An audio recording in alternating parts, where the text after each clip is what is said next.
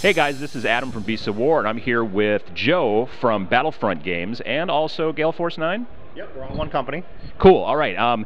Joe is going to talk to us a little bit about the new line coming for Flames of War, which is the Vietnam line, and a little bit about kind of the new stuff that's coming out from Galeforce 9. How's the development going on the Vietnam stuff for Flames of War? It's very good.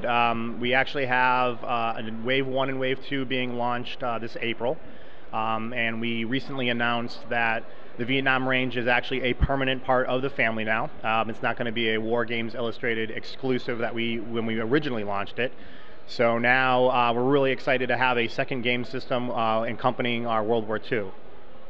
Cool. And what kind of things did you guys have to do as a company to sort of go from changing gears from World War II to Vietnam? I mean, you've got airplanes, now you've got choppers and stuff like that. Well, obviously there's a playtesting element involved.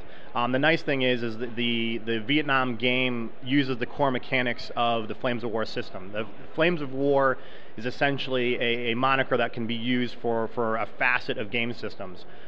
So now we have the Flames of War Vietnam.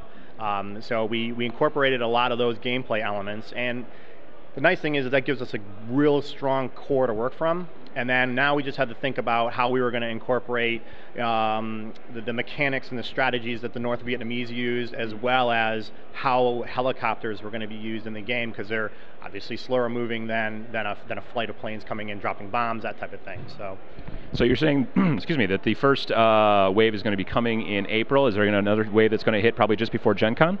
There'll be two waves. They'll pretty much be back to back. The first wave will essentially be all the newer product that didn't come out with the War Games Illustrated exclusivity when it came out with the magazine. So now you're going to see things like M113s and all their variants, including the Zippos, armored cav. You also see the newer tanks like the Patton. We incorporated a new helicopter, the Cobra.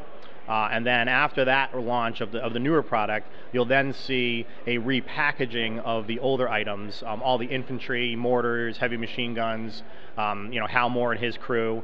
Those will be all repackaged in box sets. This range will actually be nothing but box sets. There'll be no blisters. So it'll be easier for not only the stores to carry the product, but also for the customer, rather than having to go in and pick this blister and that blister and this blister and maybe that box set to make a platoon. Now it's just you pick one box off the shelf and you have that platoon that you're looking for. That sounds excellent. I'm really looking forward to seeing some more of that.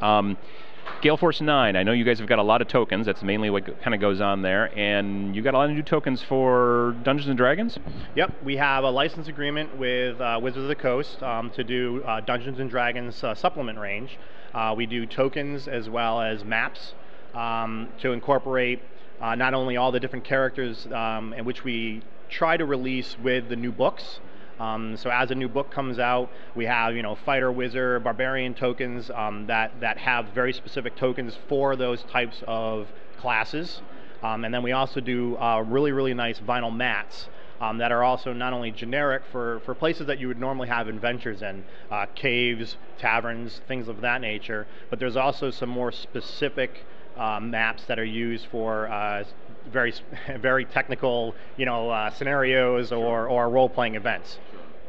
Cool. Well, I really appreciate you talking to us, and we're looking forward to more from Battlefront and from Galeforce 9. Thanks a lot. Thanks for your time.